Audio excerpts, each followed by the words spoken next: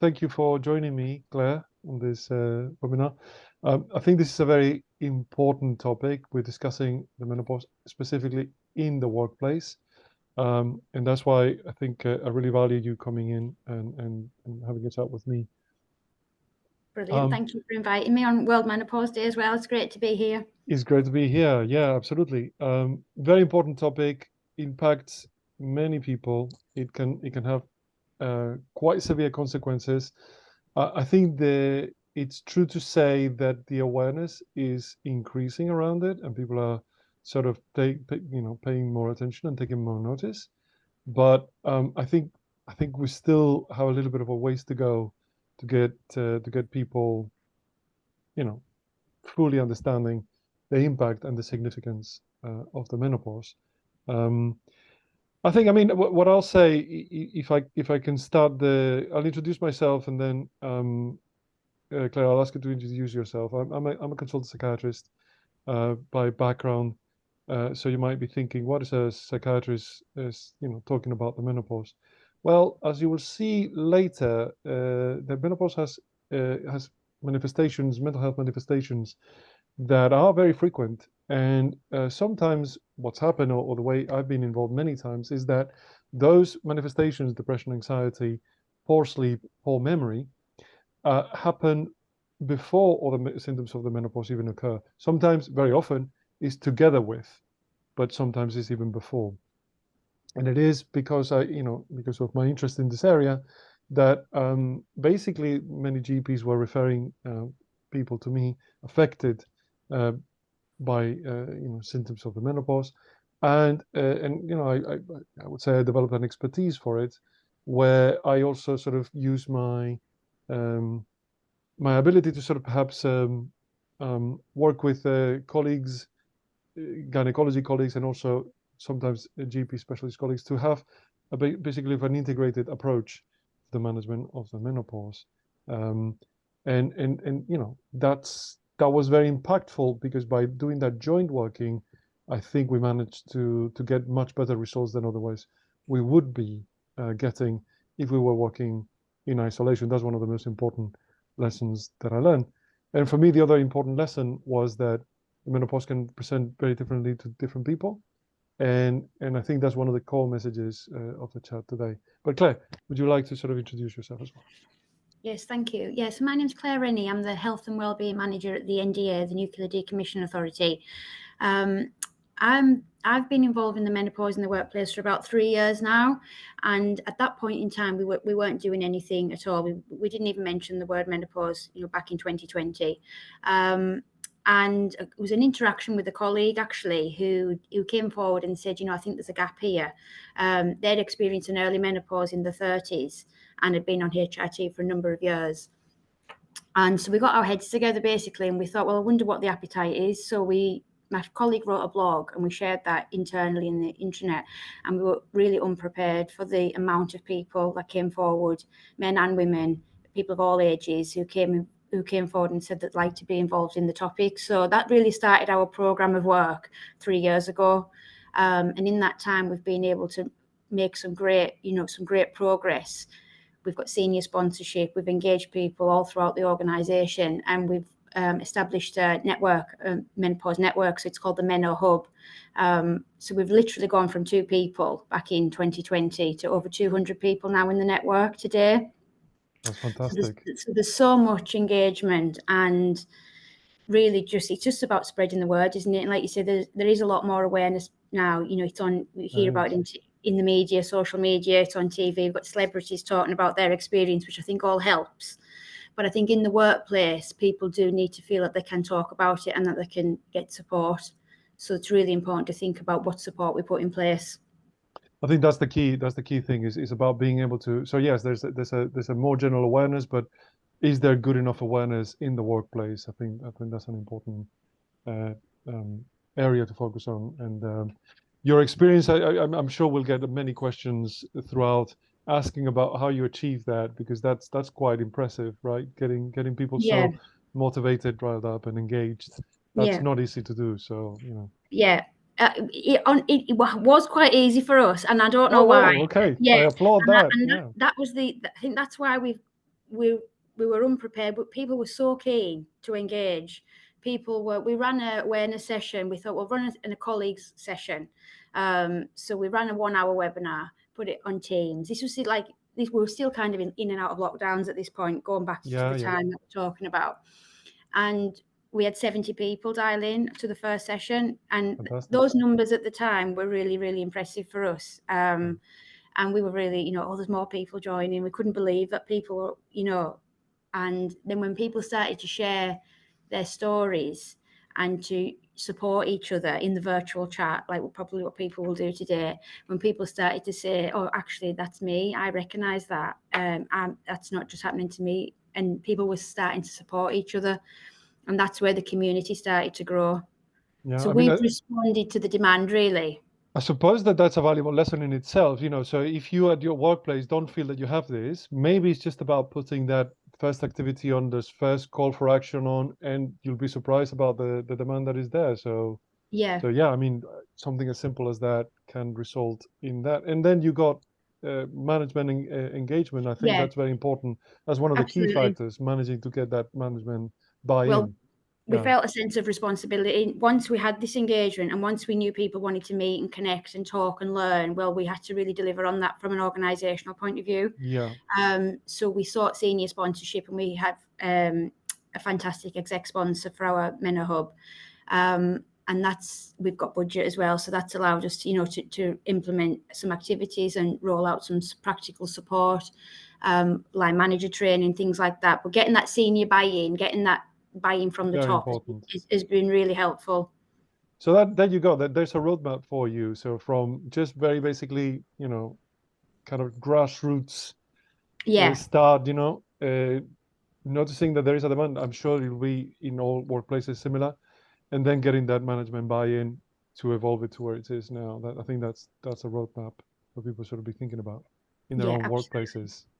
And another little tip, I know we'll probably come on to it throughout, is really getting other colleagues involved. So we've got male ambassadors, male allies in the Menno Hub. So definitely, getting them to show up, really. Just show up, just attend, be visible, be on a webinar, put your camera on, show that you're supporting the session. And then we've had colleagues who've gone on to write blogs as well, because they've been able to support either another team member or maybe their wife at home. And they've been able to bring that experience back in as well. Yeah, absolutely. So I think again, very important message. I've got a question for the audience that we're just going to share there. So if you can go to slido.com, and you can use a QR code, or you can use that number that appears there, 3362448. You'll be able to get to this question, and then we'll be able to sort of talk about that. But yeah, so just to see what people are thinking about what is the menopause, because I think sometimes the definition can get a bit complicated, and people get a bit confused about, okay, what is the premenopause, what is the postmenopause, all of these things, is it what is it? So I mean, we've seen some word clouds about freedom, freedom, change, loss of hormones, downhill, changing hormones. Okay, no periods. All right. So somebody there, I was just waiting for that. Somebody there just gave us the medical definition. So is period stopping for 12 months as the strict medical definition. But of course, what we get here is that it doesn't capture the experience, and this perhaps that does capture the experience a bit better. Yeah.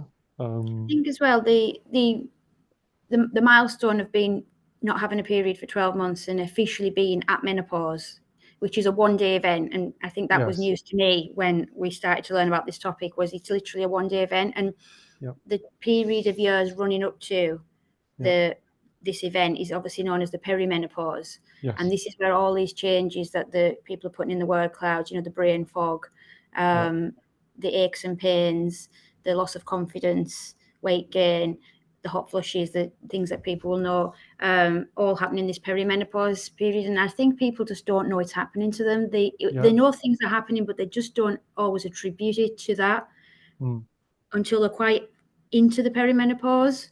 Yeah, and I suppose, that brain fog, that anxiety, those are the reasons. I had a lot of people in my clinic with those exact complaints, and sometimes those complaints surface earlier than perhaps the other more classic, I suppose, more recognizable Yeah. symptoms of the menopause. But yeah, so in terms of the premenopause, so there's I suppose you can divide it into premenopause, which is before that last that milestone, that is that 12 periods after the last um, menstrual period, and also then there is a postmenopausal period that is also important to consider, because it's not like in every case the symptoms stop right then. So there are perimenopausal or premenopausal symptoms where your periods might be irregular, and then there's also symptoms that can extend after that milestone, 1 year, 12 months after the last period. So in the UK, the age of onset is between the age of 45 and 55. The average is 51. Why do I mention that? Because if you have symptoms before the age of 45, you definitely should consult.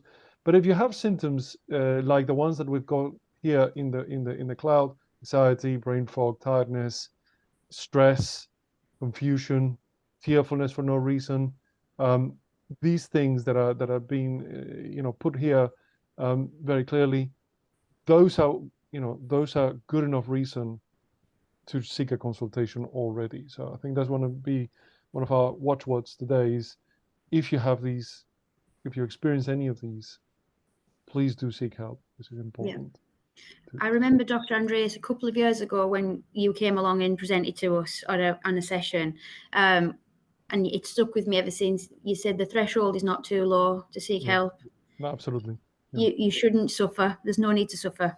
No, and if you're concerned about things, you should look for support. And because there is some words in there, scary, and people, it can be a scary time. What's happening to me? I'm experiencing these things. So that would be my to people who are feeling like that. Really do reach out and get some support. So some people told me that they felt even betrayed by their own bodies, and that's a phrase that I've heard before during this period, and no one listening. That one is, again, and you feel that might listen, but that's the importance of this kind of event, so that we can increase that awareness, so that people are listening. I think that's part of it. Yeah. I can see the chat, and somebody's put a comment in about they found the GP very dismissive, and I've heard this as well. Oh, absolutely. Not across the board, but no. So through our community in the Meno Hub, which is the NDA group network, a couple of people have asked what the Meno Hub is. That's the NDA's own employee network. We've shared these experiences in the group and really supported each other for those who didn't get a good first response to go back again to get that second opinion. Go back 3 times if you need to, because you know yourself what you're feeling. And somebody give a good tip to say, if you are booking an appointment, to ring your GP first and ask who is the menopause lead, who is the women's health lead at that surgery. That's a very good question. And maybe book a double appointment, because if you only get 10 minutes and you go in and you need to be prepared, write things down, maybe get a double appointment if you can. Take somebody with you, even. That I was going to say. So that's where somebody else might be very good, because you might feel, if the GP is dismissive with you, you might not feel like asserting yourself. That can be very difficult. Yeah. But somebody else that is with you might say, hold on a minute, this is important. You need to sort of pay attention and do something. And also, because it's very stressful having a consultation, having somebody with you can be helpful in terms of remembering the contents of what was discussed. Sometimes it's very hard. You feel very rattled, and it can be very emotional. So having that person with you might be very helpful to some people, not for everybody, but to some people. Yeah. So I mean, what we see is just to, because I've got a hormone change, I'll address that. We see a change in various hormones, and what's happening is the estrogen levels are dropping, and the rest of the mechanisms that regulate the menstrual cycle kick in to try and compensate for that drop. And what you end up is with these fluctuating levels of estrogens, which are part of the reason that your periods may become infrequent rather than stop altogether, right? And then you're having these symptoms throughout this period. And then your brain is having a difficulty adapting to this constant change in that, estrogens are coming down. There's this mechanism to try and compensate, to try and increase the production of estrogens that lasts for a while, but then it it kind of goes down again, and this roller coaster makes it that much harder.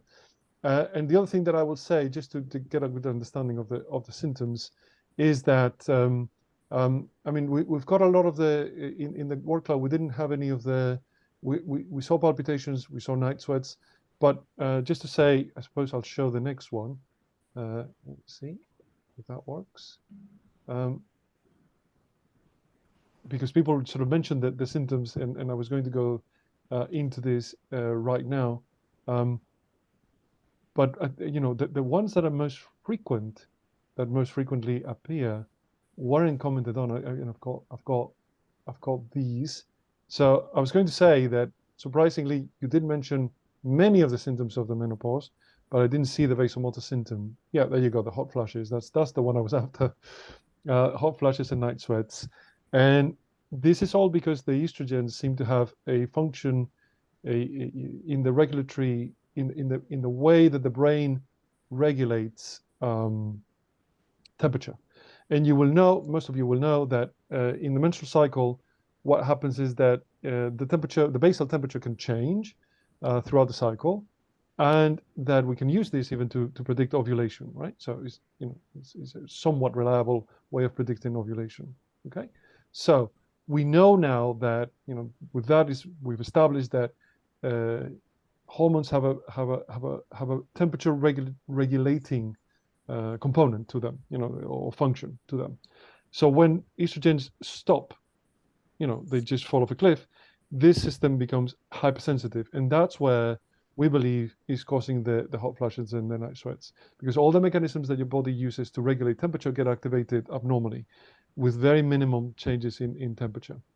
Okay, and also the threshold can change, because I was telling you that the hormones can fluctuate and can change from time to time to time. So we get this this double whammy where we get the trigger, and it's also quite unpredictable, which is actually very difficult because it can happen at any time, and you can feel very disempowered by the fact that they can happen at any time, and that can contribute to the whole stress and problems. But the nature is, or the reason they happen seems to be connected to this temperature regulatory function of estrogens. So I don't know if you wanted to add any comments to that, but I think we've got a lot of them. So like in sex drive appears here, palpitations, insomnia, sensitivity to cold, but also the hot flashes, of course. Yeah. I'm interested to see that brain fog is such a central one. Yeah, we hear a lot of this. So in the workplace, that really impacts people in the workplace. So we've talked to colleagues who've shared, the forgetfulness, not being able to think of the word or not being able to think of somebody's name. And it's really important to get that peer support. So if you're able to talk to your colleagues, and if you're able to share that with them, you can get that support from the team, who can step in to help if need be, or just give you an extra minute. I was at a workshop yesterday, and we were in a small group, and the lady next to me said, "Oh, I just can't think of it. It was on the tip of my tongue, but she couldn't think of the word." She said, "Oh, it's brain fog." So just everybody else took their turn, and then we came back, and she'd remembered it. And it was just people giving people just being patient with people and being kind. Yeah, absolutely. So I was going to comment, hearing loss is not one that is normally associated directly with the menopause. So if you're experiencing that, that might be another reason for consultation. And tinnitus as well, maybe a separate phenomenon. What about eyesight? Is eyesight a thing? Change to vision not or? Yeah, not directly related to the menopause, no. So that is another reason for consultation that may have another cause. Yeah, so tinnitus seems to be very high there in the list, but it's not necessarily linked to the menopause. I would say that just for clarification. So yes, it can happen. It can coincide in time, because obviously as we get older, vision can be a problem. Deteriorating vision can be a problem, and also tinnitus can occur. Does occur in older people. So it may be that it happens at the same time, and we attribute it to one another. but there's no direct mechanism. Whereas like weight gain, for example, mood swings, lack of concentration, all of the others are very clearly linked. Yeah.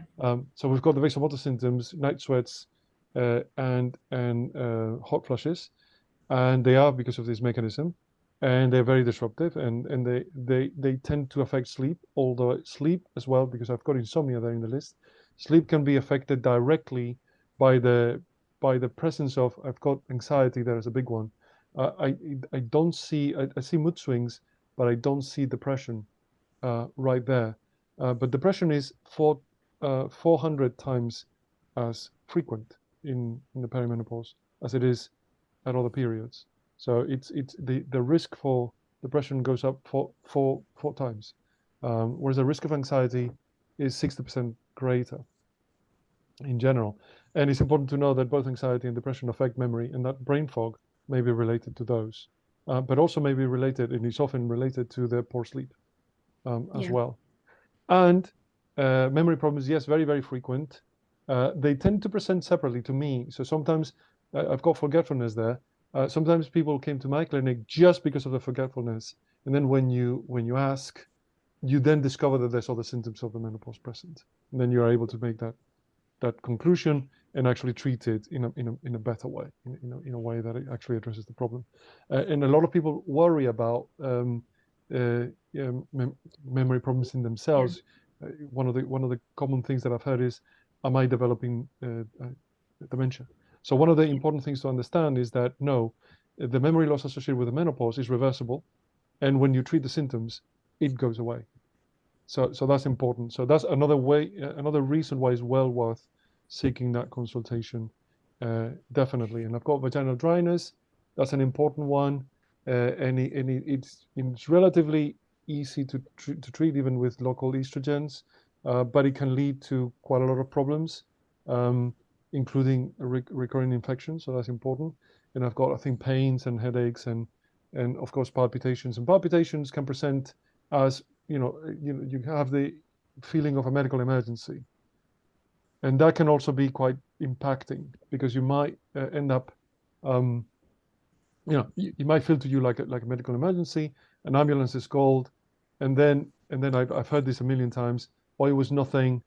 Sometimes it's called a panic attack. Which I've got there on the list, panic attacks.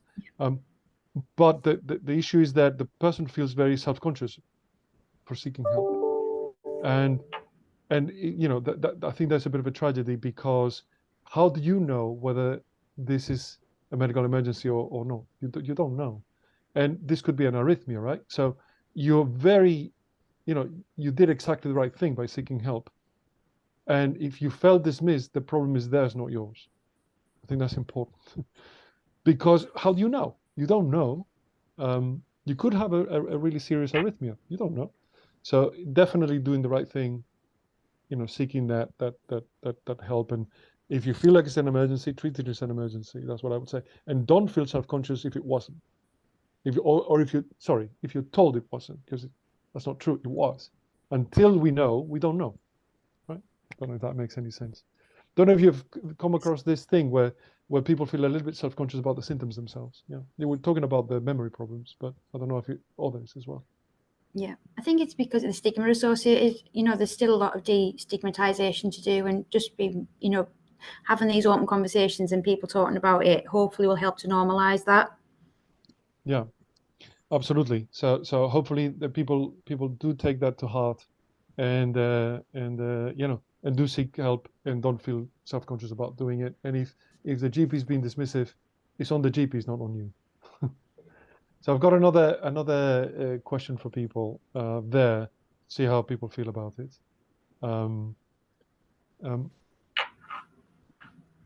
So just let's just see how people feel about that. They are. Yeah, so they are in the right order. I was thinking that I was for a minute, because I was seeing this percentage and that percentage at the same time. I was like, what? I think there's a clear winner. There's a clear winner, 80% or more. What do you think, Claire? I think yes. I think I would agree. Yes, I agree based on my interactions and discussions with people that it is high. But I think there's different degrees that people experience it and are affected by it. So not everybody is in the severe category, and not everybody sails through the menopause. So, but I think there is impact on most people. Yeah. So I think we've got nobody on 10%, which is good, because that would be, I suppose, the wrong answer. Again, 2% on 25. This is where, I mean, I think it's important to understand exactly what Claire just said, that the symptoms can vary widely from person to person to person. So there's big individual differences here, and those need to be taken into account always. And this is where, I don't know, Claire, maybe you disagree with me, but sometimes I've seen some women be a bit more dismissive than even than men, because they say, "Oh, I went through the menopause, it was fine." Yeah. And the reason for that is that about 20% don't have any symptoms, maybe a bit less, don't or have minimal symptoms. So that's what explains that. There's about 50% in the middle that have significant symptoms that are disruptive, but they can be well managed with the medication. And with treatment. But it's important to seek that help, because otherwise you're not going to manage those symptoms. So it's important to do that. And then there's about 25% of the cases that have very difficult, very disruptive, very serious symptoms that are also hard to treat. So that's also important to know. And is perhaps what we saw in that word cloud at the beginning, with all those other collateral symptoms. Can have very complex presentation with the joint pain, the headaches, the palpitations, all of that all at once, and then also not being able to, going for consultations and not necessarily getting the best results out of them. So that's complicated as well. So when you see people how do you encourage people in the workplace? I mean, you have the Menno Hub. How do you encourage people in the workplace to seek help? What do you do? Yeah, so we do a lot of signposting to various support. So the Menno Hub is one place that people can go to. We've also got our EAP. We've obviously got our Thrive support there, and we also work with PEPI. So we've got some expert places that we can signpost people to, because we're conscious we're not clinicians, we're not experts in this, but we consider ourselves champions and being able to hold people's hands and help signpost them. But getting the line managers really trained to be able to have those conversations with their teams. And that's when you mentioned before about the people who've gone through it and not had any experience, or they've gone through it fairly straightforward. It's getting those people engaged to make sure that if somebody in their team is suffering, that they have to take that and accept that and be supportive. So line manager training, more raising awareness and signposting people to the professional support. And other things that people have put in the chat, like there's a lot of expert publications and books and websites out there. So we bring all those resources together on the intranet in the Menno Hub, and so conscious that one size doesn't fit all as well. So we like to give people options. Yeah, absolutely. And as a colleague, I think it's important to, I think the advice that I tend to give is just to sort of do a little bit of active listening. Which is actually quite simple to do. It means you don't necessarily need to jump in with an answer. It's more about trying to sort of understand the person's experience, listen to them, let them express themselves, reflect back to them what they've told you without necessarily going back to your own experience of it, because if you're being somebody who's listening, a listening ear, you want to be able to, I mean, doesn't need to necessarily be a conversation in the sense that you're also going to sort of share everything. So if somebody's struggling, it's more about you listening, taking in that experience that they're telling you about, and then perhaps signposting is what you were saying, being aware of those services, and then signposting, because again, you're not an expert. The peer support as well, and not everybody wants to talk to the manager, and they might have a male manager and they might find that uncomfortable. Yeah. So it's by connecting people, really. So we've had a colleague who experienced breast cancer. So then due to their treatments, and now they're in the menopause, they're not able at the moment to take HRT. So we've had other colleagues who've come forward and said, that's happening to me, and we can connect people who are having similar experiences to help each other and just be a friend. Yeah, absolutely. Yeah. I think we're going to sort of start to talk a little bit about I mean, we've touched on it on potential treatments, but I do have another question for the audience. It'd be useful to hear from the audience. I think some people have found their way to the question already, which is good. But here we go. If you can find that one and tell us how you. I mean, I'm preempting it because it was showing in a particular way. But there you go. So just to get people's feels for it. The reason I put this question up is because I think there is some controversy around HRT, and I thought that this might be a very good way to try and talk about it. So if I ask you about this, Claire, what do you think the right answer is? Yeah, I think this back from the 90s, I know there was that research that was published in the media about the risks associated with taking HRT, and I think that's where the big stigma has came from. Yes. So I think my mum was at that stage. Would be, if I asked my mum this question, she would probably say, "Oh yeah, it's risky. There's cancer links and things like that." So I think that there's the people haven't forgot about that. Yeah. So I think part of the raising the awareness and of the menopause and various treatments is to debunk that, really. And what is the evidence now? What is the benefits? There's risks associated with everything, isn't there? So there'll always 100%. That needs to be balanced off for the individual as well. Yes. So I think we've done a lot of raising awareness of HRT, and I'm not saying that it's one or the other, but a lot of people have said they couldn't have continued in their jobs without it, because it's been a game changer. Yeah, 100%. And some people who can't take it like to take it, and they feel excluded by that if it's not recommended for them. So we've also, as part of our awareness, looked at alternative therapies and different things like diet and other things that you could do. And I know we're going to go on to talk about that. Yeah, we will. Yeah, we'll touch on that. Really, from your medical experience, you're probably better to fill in from me now. But I think you did. I mean, what you said is exactly right. I think that's exactly right. So there is a perception that HRT is, let me put it this way, a lot more dangerous than it actually is. So there are some cases, some very specific cases where it might be contraindicated. As you say, it's very much up to the individual. But for the majority of the cases, is actually not contraindicated, and it's actually helpful. And I will say one thing is what you were saying about your colleague, because it can disrupt your sleep, because it increases your risk of depression, anxiety. We've seen all of those things before, because it can have such a big impact on your health in general. So remember, if you're not sleeping, your risk of cardiovascular disease goes up.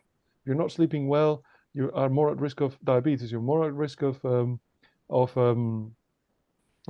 obesity. We saw weight gain as one of the things that people were talking about. You're more at risk of dementia if you're not sleeping well. So it's actually very serious. So just that one alone, let alone all the other complications. If you've got depression, if you've got anxiety, as a result of this, then it's a problem. So the thing that is never talked about is that sometimes it's talked about the potential risks that might be associated with taking HRT, which are overblown, but nobody talks about the health benefits of taking HRT. So there's a risk to not take it, if you know what I mean, and that's why I think you were right to mention that feeling excluded when you cannot take it, because in your particular case the risks may exceed the benefits in your particular case. But again, that's a minority. That's a minority, and it's always worth that consult, as we were saying. But no, I mean, I think the audience has this one right. In general, I think it's false that is dangerous. But there are some cases, of course, for some people that it can be contraindicated, is the way I would put it. So I think you were right about the 19s. I'll just say one quick thing about the Yeah. 1990s paper. That's done a lot of damage, yes, and not just in the general public, but also in the medical profession. And that's where you can see those dismissive GPs, unfortunately. That's still so. Any new evidence in the medical profession takes about, it's going to be shocking to people, takes about 10, 15 to 20 years to really percolate, to really be, at the end, at the consulting room end. That's not true for every GP, because obviously you have GPs that are perhaps more newly trained, that or have been more interested in refreshing their knowledge, that are perfectly up to date. But yes, that myth that is dangerous um, can can even affect the medical profession. So that's, and there is that very, very flawed 1990 study that you point to, that is Yeah. the origin of the problem. We're going to say something else. Yeah, I was just going to say, is one of the benefits about for bone health as well. Yeah. So taking HRT can help with that. Yeah, A lot of people are absolutely. actually taking Because it for the yes, risk of osteoporosis in women it later in does. life. Yeah. So I think that's a very good point, because if you have a fracture, some of those fractures can be very dangerous and can threaten your life. And yes, definitely, bone density is a concern Yeah. that HRT will be able to address. A few So people have put in the chat about shortages of HRT, which I think we've seen in the media, because yes, I don't think there's one particular reason, but there certainly is more demand for HRT since the awareness has been raised. But I think there's other supply issues, there are supply issues. Yes, the yeah, Brexit and impacts of the pandemic and things like that. So I that's think right. it's been patchy, to say the least, I think, in some parts of the country. It has, yeah. I'm not sure on the latest position on that, but hopefully things are improving. And somebody's mentioned about the prescription certificate, that you can do the one-off payment now, and you Yeah. get your annual supply under And the. it's a lot cheaper with that. I think it's about £20, Yeah. something like that, per month. Yeah, which is a lot better. I wanted to sort of touch on the hormonal treatments just to finish the thought. So obviously we can have estrogens and progesterone, or estrogens alone, depending on your individual case. It's a specialist area of prescribing. There's estrogen creams. We were talking about vaginal dryness earlier. That can be helpful. So just one quick thing to say about the hormonal treatments. Obviously, it can be tablets, it can be gels, it can be patches, as people have commented on, and it can be implants. It can be an intrauterine device as well. So there's a range of these. It is a specialist area of prescribing, and it's about the right one for your case, and that's why that consultation is so important. The creams are more for local treatment for vaginal dryness, and they can be very effective. But again, use the right one, because otherwise, the risk of infection can increase. So that's something to bear in mind. In terms of, like you were talking about, when you cannot use hormones for whatever reason, what are the alternatives? Because people can feel left out. Yeah. So we've got SSRIs. SSRIs are interesting. They are antidepressants, but the reason we have more depression in the menopause is because a decrease in estrogen seems to affect this mood regulatory system that uses serotonin as its basic mechanism for communication between brain cells. Is a neurotransmitter, and is used for that.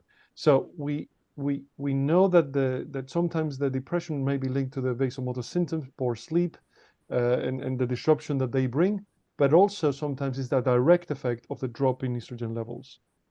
And interestingly, when you use SSRIs, you can improve mood as a treatment of the depression, but also you decrease the frequency of the frequency and severity of the hot flashes and night sweats. And that seems to be because the brain is all interconnected, and there's an improvement in the temperature regulatory function that gets disrupted by the lack of estrogens, which is interesting in itself. Gabapentin and pregabalin they were developed originally as anti-epileptics, and they reduce the likelihood of misfiring. So that easily triggered mechanism where all of the blood vessels open up and all of that that is that is reduced. The likelihood of that happening is reduced by these medications. Clonidine is something that is used for high blood pressure, and what it does is it's got many side effects, and it's a specialist. I mean, not under, you shouldn't use that unless you're under specialist supervision. But it basically shuts down the capillaries in your face and hands, so it stops the hot flushes in its tracks. So it can be useful in some cases. And oxybutynin is something that is normally given for incontinence, interestingly. But in this case, there's two good studies. One showing that it can be helpful in healthy women, and the other one in breast cancer survivors. So it's been tested on both and shown good effects. So it can be an option for some people. This is the one I get the most questions about, Claire. I don't know if you. Yeah. And I think there's a new one, which is there's some speculation about whether some mushroom extracts might be useful here. I mean, to my knowledge, I review this every year. I think the message to me is the same. So there's the three there that I list: isoflavones, purified pollen extract, and black horse have some evidence behind them, but the trials are patchy. There's not enough there for me to recommend them. They all have side effects. They interfere with other meds sometimes, and the problem is that you never know when you go to the shop what's going to be in the package. So you never know what you never know anything about that. So there's some specialist clinics. There's maybe a physician there, maybe a doctor there, maybe a specialist nurse that knows these very well. Under their supervision, it might be a good idea. The last thing that I would say about the herbal remedies is that the isoflavones, the molecule, they look like, well, they work like the estrogen. So if estrogens are contraindicated, you're not going to get, there's also a problem with the isoflavones. And we know that acupuncture is no better than any other placebo. Plus also, because you breach the skin, there may be a problem there. You could cause infections.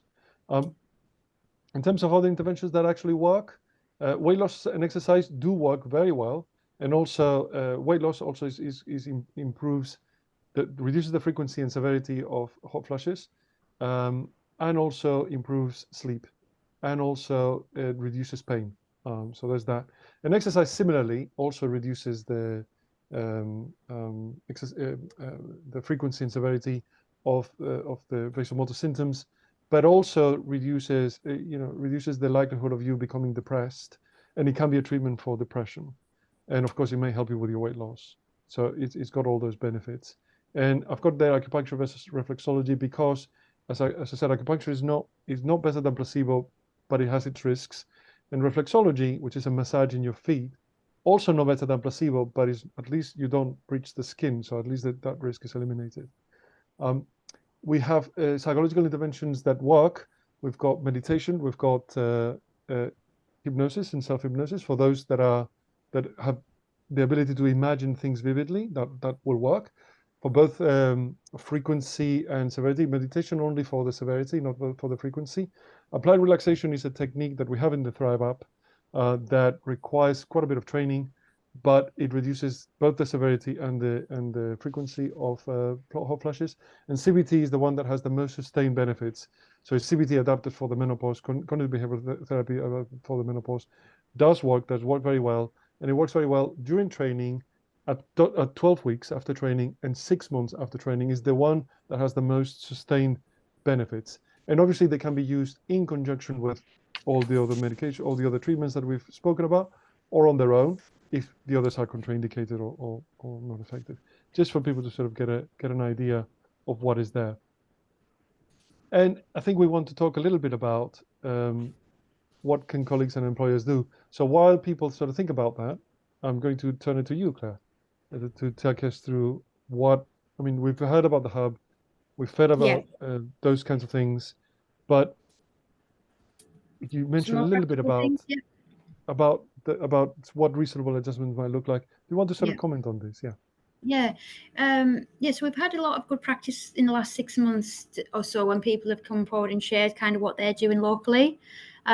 Really good feedback for us to kind of share wider. We found that flexible working and home working have been really positive options for people. So, the ability to choose the location where to work from in case, they've been impacted by maybe the sleeplessness or the hot flashes and everything, if they feel like they can maybe work from home, Yes. or be flexible with their hours, work, maybe start later in the day. If they Take have longer. disrupted sleep, that's what you Yeah. need, right? Yeah. Yeah, and I'm conscious not in everybody's job that is an option, but where it is, it's something to think about. People have said about taking longer for lunch, having that as an adjustment for them, so they can either get out for a walk, or somebody's even said so they can literally have a power nap, just literally for half an hour, because of the fatigue and the tiredness, and it gives them that boost for the afternoon. Very individual to different people. Yeah, that's why. Yeah, I mean, I think it needs to be individualized. I think you mentioned line manager training. I think that's important, definitely. Yeah. So And what being able about to, what is your thinking on perhaps specific policies for the menopause in the workplace? we haven't gone down the policy route as such, but what we've done is guidance. So that Guidance. includes our training and guidance, just so the managers know what to do, know what the resources they've got as well, what they can pull on. We do need to do more on that, in terms of, but we do have reasonable adjustments passports, so people can apply for a permanent change to their kind of working arrangements. But we also encourage people to do it much more locally, much more flexibly, Yeah. because some of this might only be short term, not forever. That's right. Yeah. So just being able to respond to that. Other people have said that they, getting that peer support as well, formal peer support. So when they're in presentations and things like that, that they've got like a buddy really, just in case that, if they're experiencing anything that they need that help, that step in from a colleague. Yeah, that when that brain fog, or when the Loss of concentration goes. Yeah. confidence really, what if I'm presenting and I can't remember something, or what if I can't answer that point. And then the smaller things like opening a window, being able to sit where you can open a window and get fresh air, making use of the office facilities or the facilities at work. So knowing what's available to you as well. I was good. No, sorry, go ahead. I was just going to say, one thing that we have introduced was we've introduced period products as well into all the office locations.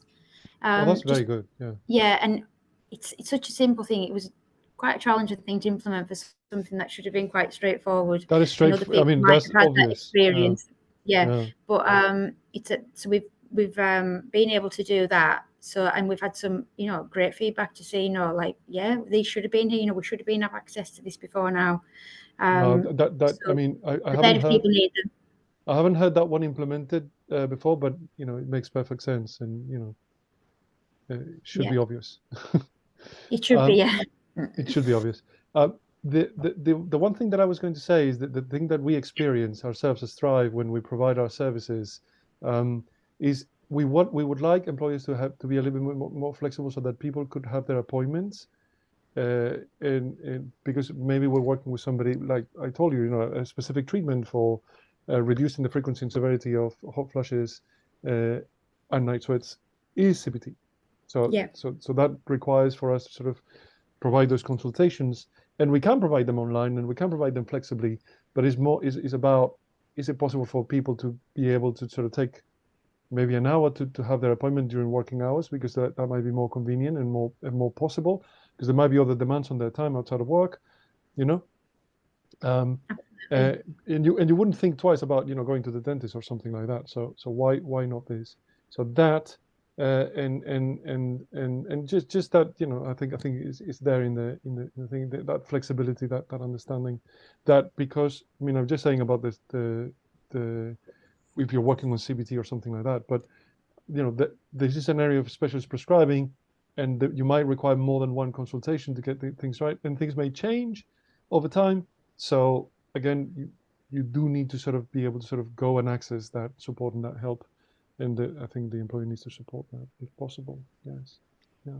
There's a couple on there about the sharing the stories and sharing experiences. So colleague blogs, getting people who are willing to talk about their experience is really useful. I think it kind of gives other people permission to do the same.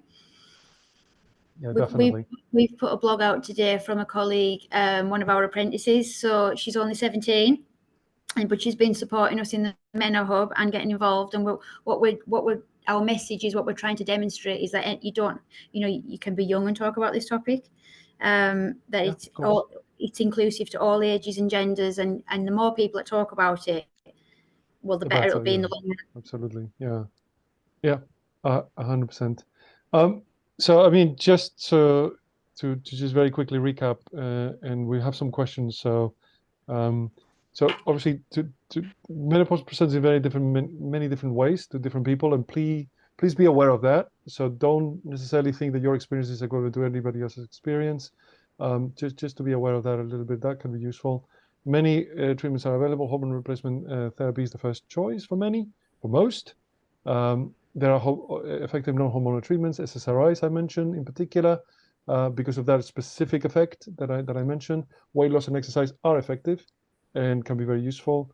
Herbal remedies, caution, just under special supervision, I would say.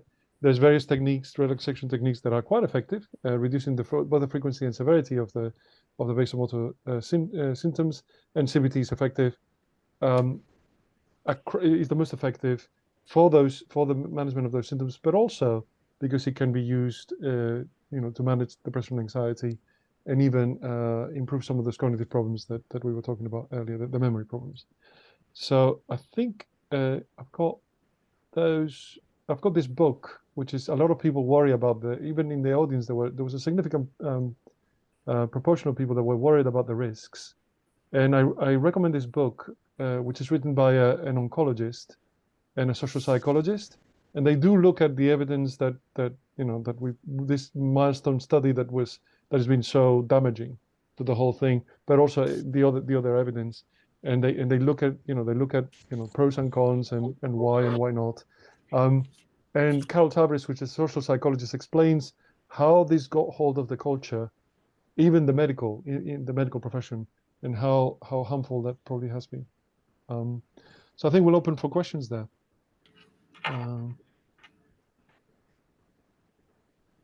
Okay. So the first one is about somebody who's a breast cancer survivor. And I suppose the answer is, and I think the doctor advised against HRT in this particular case. The answer is yes. I think we went through all the possibilities that there are, including SSRIs. There's other medications there, but also there are exercise, weight loss, and the psychological interventions that I mentioned. All of those can be helpful. GP still dismisses the menopause, stating before the age of 50. So the age of onset, as I said, is 45, and you can have symptoms that precede the menopause, as we explained. So I'm not sure. What is the NHS doing to increase awareness of the GPs of the menopause? It's a very good question. I'm not an NHS doctor. I did train in the NHS. I was a consultant in the NHS for a little while, but I worked most of my life in the independent sector. So I think it's a good question. I don't know that I have an answer for that myself. I don't know if, Claire, do you have an answer for that? I'm not, well, I've heard a lot of work that Dr. Louise Newson's doing from Balance. So Dr. Louise Newson has offered free training to GPs, and any GP surgery can sign up for the free training. I know that's not what the NHS are doing, but that's what somebody's doing to help with this. And we did a call to action in our Menno Hub to say, contact your GP and find out if they've done their free training. Yeah, I think that makes a lot of sense. But I mean, I would say this is that, I mean, I think there's very many GPs that are very interested in this area and they're very well informed and knowledgeable, but there's some that resist, and they have, that their knowledge comes from things that were being said 20 years ago, that they haven't updated their knowledge. And I mean, it goes back to, trying to get our medical professions to take an interest in keeping their knowledge up to date, which is an important issue. I'm 42, I saw my GP and he's asked me to book for blood tests. How accurate are the blood tests in determining if you're perimenopausal? So that's a good question. What they're trying to determine is whether there's any other reasons for the symptoms that you're experiencing, which is an important question to answer. Because there might be other things causing these symptoms that may need to be addressed, and the way they need to be addressed, they need to be managed is different. So you need to rule those out. So yes, I mean, those tests are important, and they are they are to sort of establish what the best management is for. So yes, it's the right thing. Yeah. My menopause was medically induced to the yes. So this can happen. Medically induced to the chemotherapy, and I'm still experiencing extreme anxiety, low mood, poor sleeping after 6 years. Is this normal? No. So what I would say is that definitely it's worth consulting, and again, it's an area that's the kind of situation in which I would have been involved, or I would have had a referral from the GP. And no, you should not consider that to be normal, and it's something definitely that can be treated and you can be helped. So please do seek help, and don't feel that is normal. Can you take HRT during the perimenopause? It's worth a consultation. It depends. Is the answer? The prescribing in this area is very personalized, and I'm not an expert. I'm not a prescriber in this. I don't prescribe HRT. I'm a prescriber, yes, but I prescribe mostly for mental health conditions directly. So I prescribe in depression, I prescribe in anxiety, insomnia, and in memory problems in general. So as I explained at the beginning, when I was doing this work, I was doing in conjunction with the gynecologists that have the expertise in the right area. But what I would say, if you have significant symptoms, you definitely need to do a consultation. And yes, you may be eligible for treatment. Absolutely, yes.